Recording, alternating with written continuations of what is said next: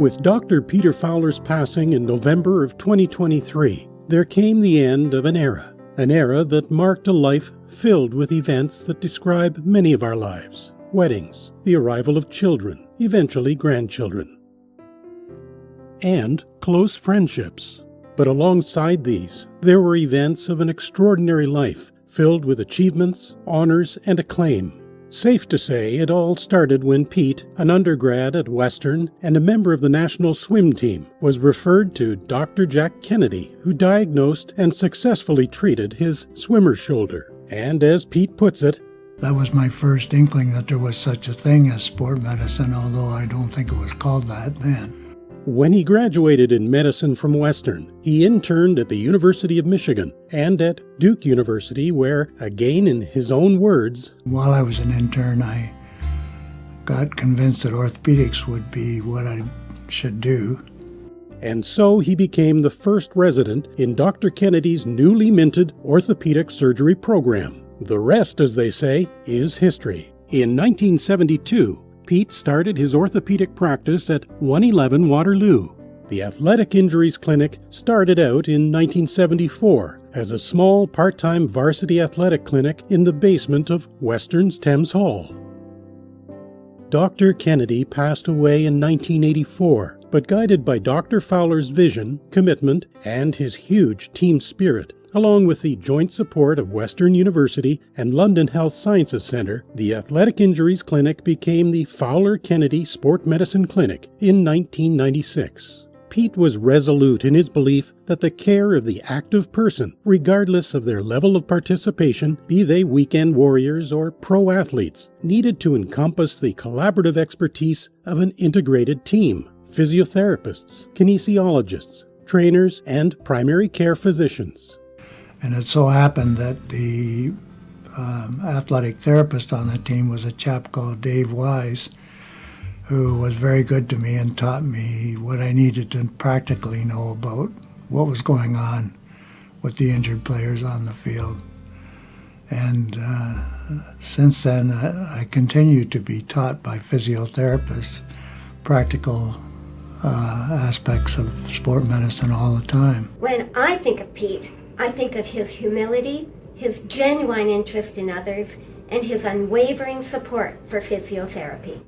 He worked hard and diligently to build this team, and today, Fowler Kennedy Sport Medicine Clinic is regarded as one of the most comprehensive sport medicine clinics in the world. I am very, very proud of the facility. It's just an excellent one, and you can travel to the high-powered places of the United States where they're known for their sports medicine facility, but person for person, brick for brick, I don't think you'll find one any better than this one. During these years, with a growing number of peer-reviewed publications and book chapters to his credit, Pete's international star was rising.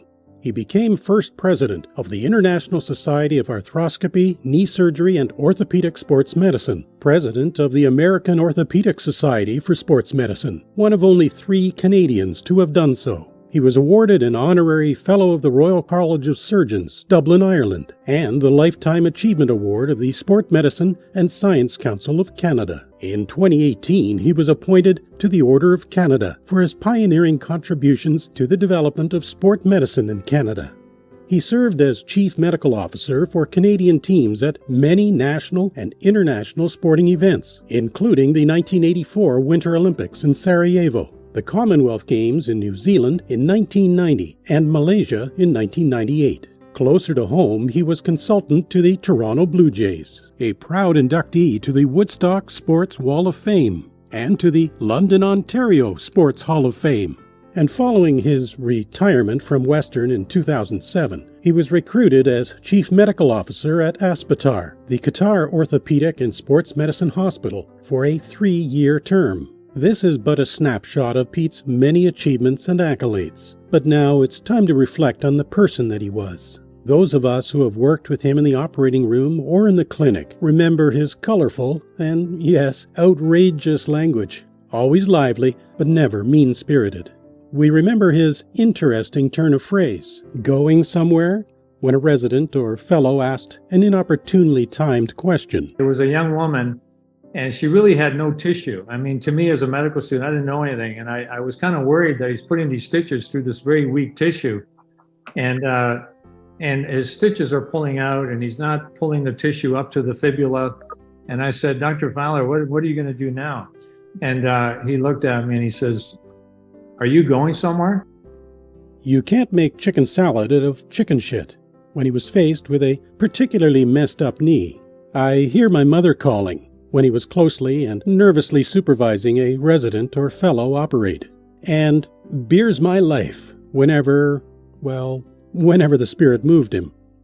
As two retired OR nurses, we can both say that it was awesome to work with Dr. Fowler in the operating room.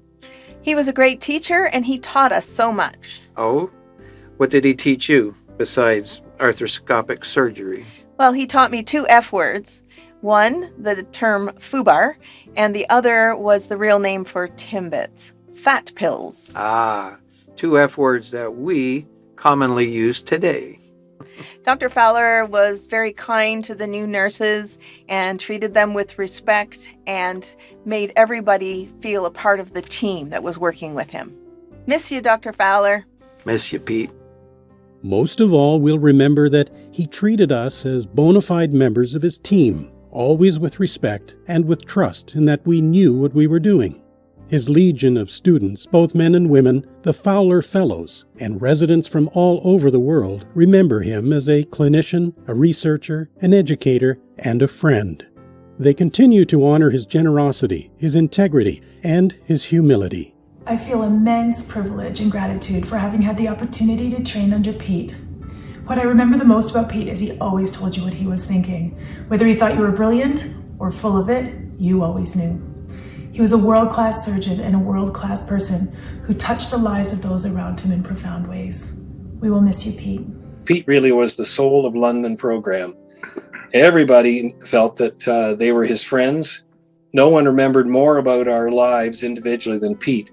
His patients, in the many thousands, will remember that he treated them with honesty, directness, concern, and a genuine empathy for their desire to get back to their sport or activity, regardless of their level of play.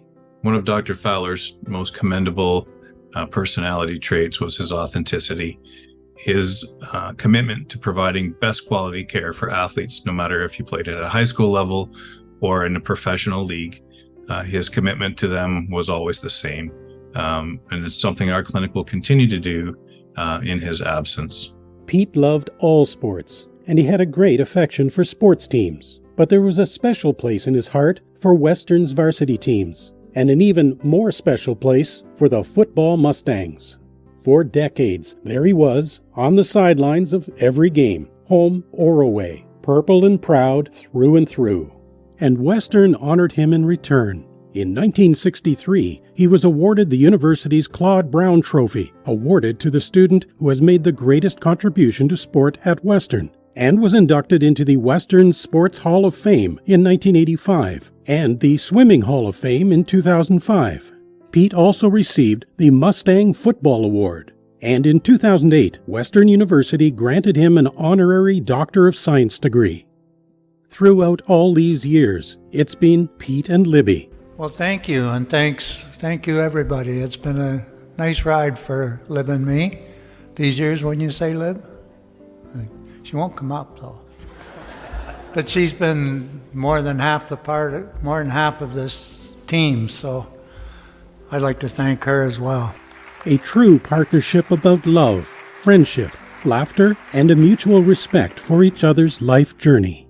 Pete's was a huge life, bold, colorful, and impactful, and shaped by the driving belief that through the power of sport and medicine, Western, London, and Canada deserved a prominent place on the world stage. And because of him, this did indeed happen. It's the end of an era, and the beginning of a proud legacy, a legacy that will endure in the trusted, capable, and committed hands of the staff at Fowler Kennedy Sport Medicine Clinic.